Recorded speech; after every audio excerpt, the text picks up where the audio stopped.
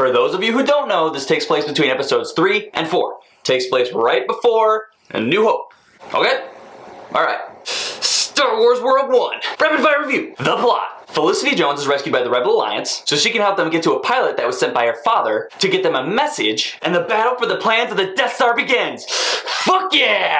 Woo! Felicity Jones. I love this character. She's had a rough life that turned her into a badass character with a fuck you attitude, but she still conveys emotion and passion when she needs to. And she has such a cool character arc as her story unfolds and she finds what she believes in and how she finds her place in the Rebel Alliance. Felicity Jones. Phew. She's in like everything, and she should be. Diego Luna. He's a rebel spy that's passionate about the cause, and he does what needs to be done. I liked him. I feel like they could have developed this character a little more, dive into his past a little bit, so I care about him more as a character. But yeah, he was good. Forrest Whitaker. Come on.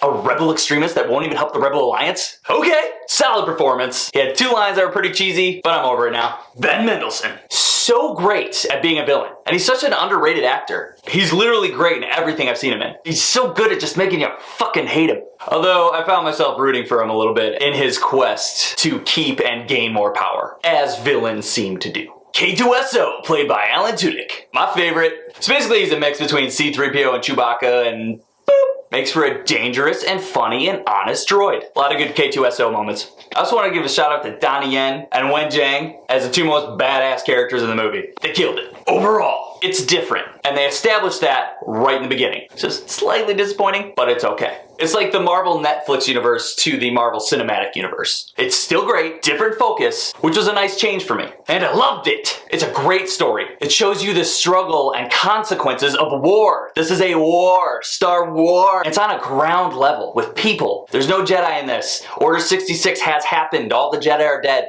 Maybe not all Jedi.